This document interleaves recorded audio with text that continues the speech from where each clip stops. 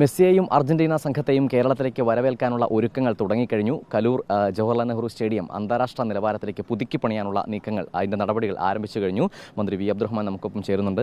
Minister, ഇപ്പം ചുരുങ്ങിയ സമയമാണ്, ഒരു മാസത്തിനുള്ളിൽ ദ്രുതഗതിയിലുള്ള ഈ പുതുക്കി പണികളാണ് നടക്കാൻ പോകുന്നത്. എങ്ങനെയാണ് ഇതിൻ്റെ ഇടപെടലുകൾ ഇപ്പോൾ നടക്കുന്നത്? ഒരു മാസം പൂർത്തിയാവും, അതിൽ സംശയമൊന്നുമില്ല.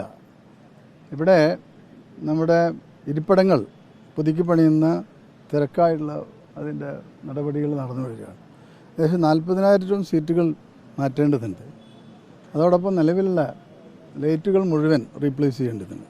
അതിൻ്റെ നടപടി നടക്കുകയാണ്.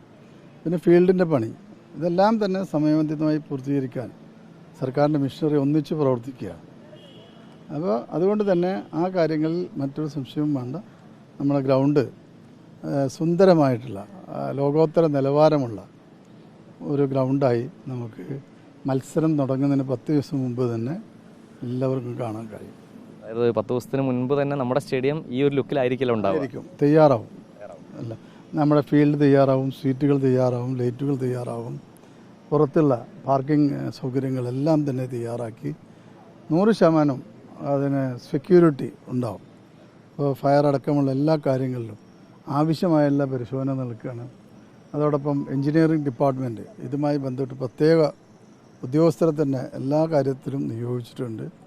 ബഹുമാനപ്പെട്ട മുഖ്യമന്ത്രിയുടെ കഴിഞ്ഞ ദിവസം നടന്ന യോഗത്തിൻ്റെ അടിസ്ഥാനത്തിൽ എല്ലാ വകുപ്പുകളും ഒന്നിച്ചാണ് ഇപ്പോൾ ഈ പ്രവർത്തനങ്ങൾ നടത്തുന്നത്. അതുകൊണ്ട് തന്നെ മറ്റൊരാശങ്കക്കും ഇടയില്ല. നമ്മൾ എല്ലാം കൊണ്ടും സജ്ജമാണ്. ഇപ്പോൾ നിങ്ങൾ കാണുന്നില്ല എത്ര ആളാണ് ജോലി ചെയ്യുന്നത്. 1000-ഓളം ആളുകൾ ഇപ്പോൾ ഈ ഗ്രൗണ്ടിൽ വർക്ക് ചെയ്യുന്നുണ്ട്.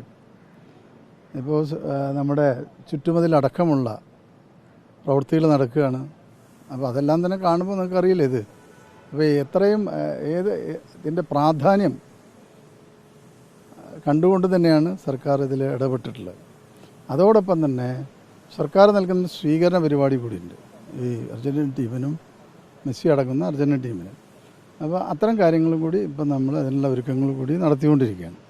അതോടൊപ്പം ലക്ഷക്കണക്കിന് ആളുകൾക്ക് മെസ്സിയെ കാണാനുള്ള അവസരം ഒരുക്കേണ്ടതുണ്ട്.